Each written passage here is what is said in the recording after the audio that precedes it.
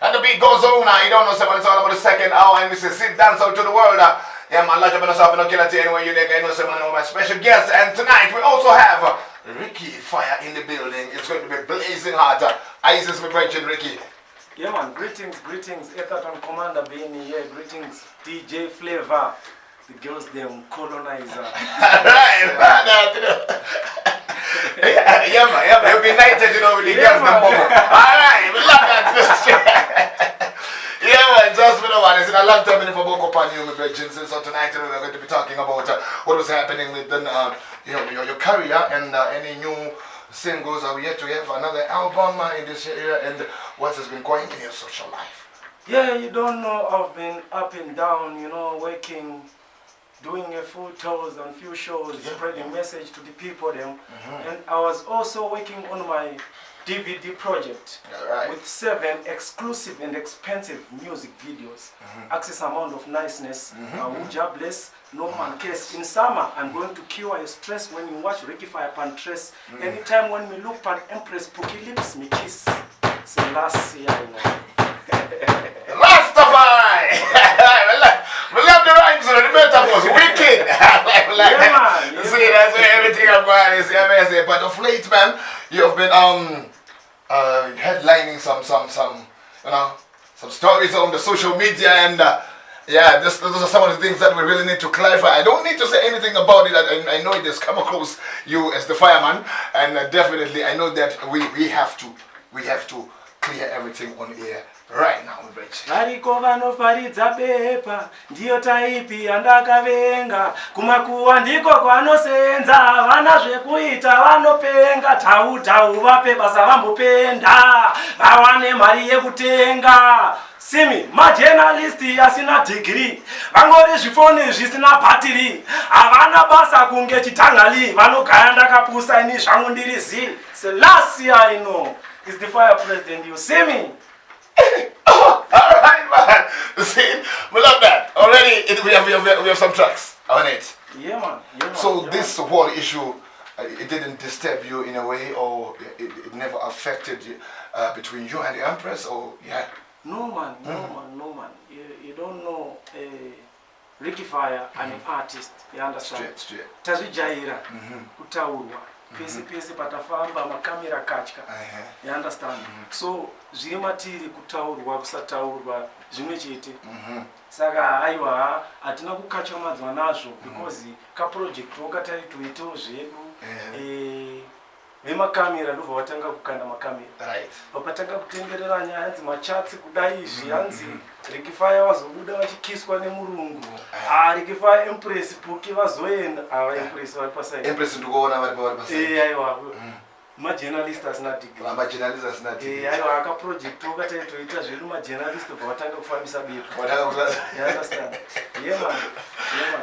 Hopefully Empress vakazvigamuchira kuna ku I want to see because Empress has been long saka vanotoziva zvinoitika mu pressure. Vanhu vanofambisa zvavanofambisa zvakawanda zvacho zvekunyeba zvokuti vangofunga kuti vatengese bepa ndobva vangoti akatimbobata fireman akatimboona the girls them bobo. But when you see me with the girls them don't vex because I'm the girls them bobo, I'm the girls them bush baby, I'm the girls them teddy bear. So me represent the woman there. So when you see me with the girls them don't get vexed, man, because I'm the girls them bobo. And most of your tracks, man, you always represent the woman there. Yeah, man. Alright, because I was getting so many messages, especially from your fans. They were quite disturbed. And is there anything that you want to tell your fans because they were quite worried about this?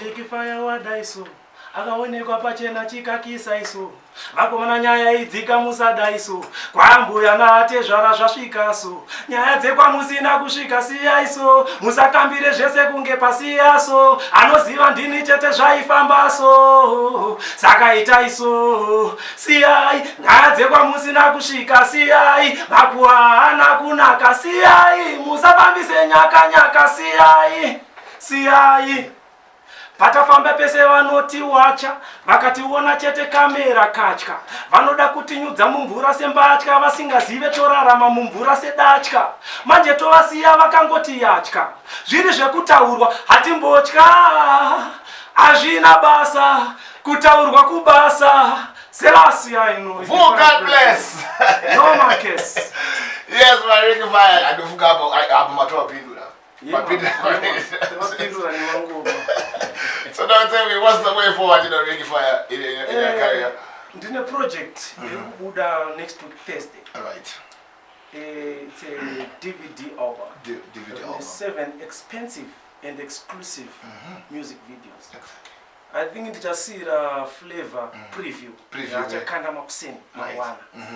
Kuti vanobva vanzwisisa kuti aiwa hanzi ari kukiswa nemurungu aiwa girls them bob vanenge vangorowo mavidhiyo nevarunguka tombotoro varungu vekugermany tombovaisa mageto youth vaone kuti aiwa mageto youth totora futi varungu tovaisa futi ipapa project iyi pana bhevhu futi bhevhu achikwadza vanhu kwete zvatakamboita paipa times 10 plus vanhu vangu vachiti rikifaya wazoisa futi bhevhu pamavideos ove aripo futi wagwana kati aiwaka rikifaya kana ichita mavideos ini ndoita mavideos kunge mamovie ukaona Jean Claude Van Damme ari muuniversal soldier inenge iri modest movie mamamuona futi ari mucyborg movie iyo yakaipa mamamuona futi ari muNowhere to Run movie iyo yakaipa zvakafanana rikifaya bhevhu ndogona kurwana 20 mavideo ese akaipa because toita mavideo kunge mamovie naslim dog chimwe changu aiwa connection yacho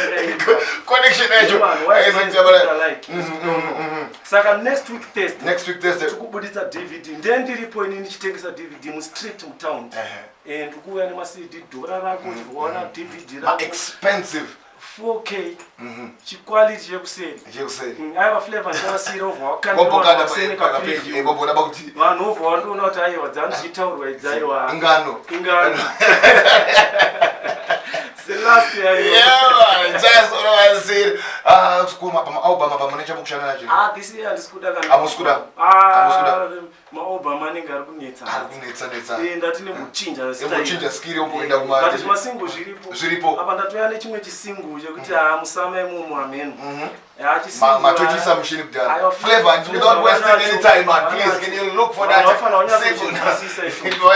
Because summer is here. Summer is here. We're going to what's happening. But right about now, we're going to put a brand new Ricky Fire. Remember where you heard it first. Mad.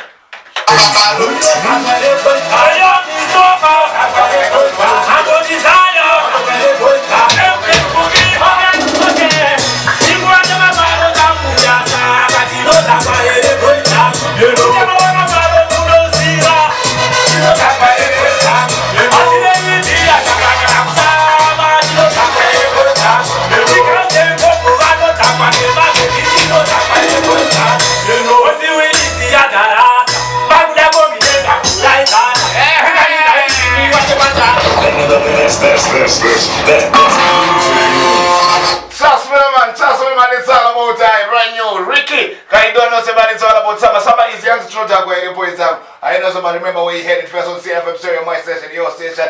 And look out for another preview that we are going to be highlighting on the Sea Judgment page tomorrow. I know somebody, yeah, those are my videos. But right about now, listen to this track here, produced by the one Malon T. One of the best producers. Pick up yourself from Malon T where you there.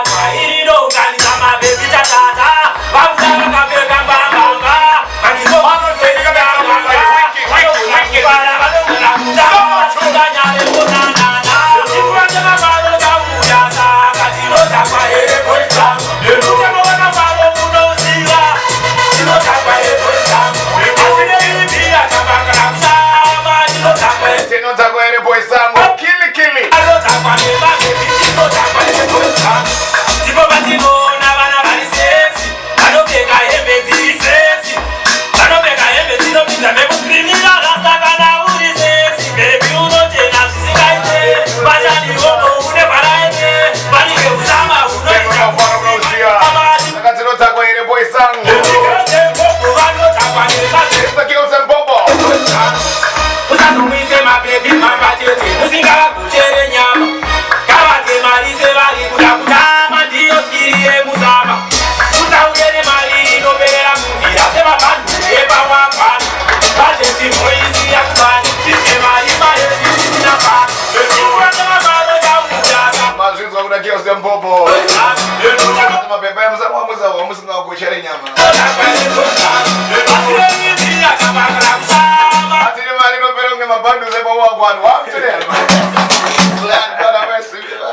Love that track, yeah, my Ricky, that's all about you. How's that time? So I gotta go take it at you.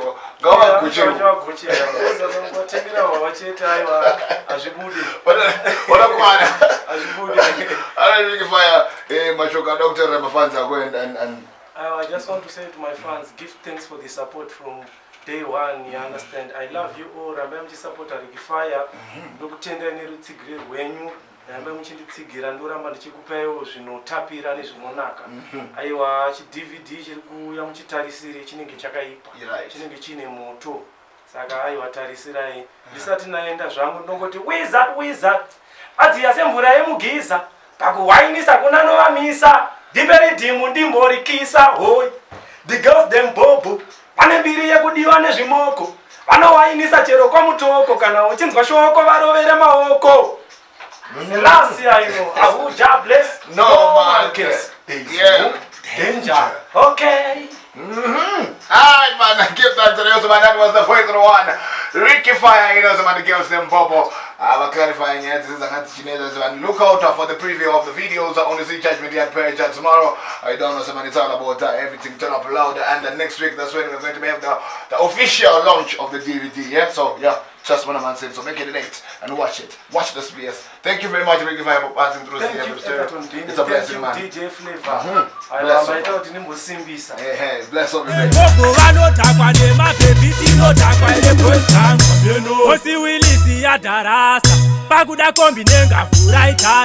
Unganidza izvimwiwa sepachatwa ini ndo unganidza mabebi tatata pakuda vakapfeka mbambamba mangingo musiso iringanganga vanogona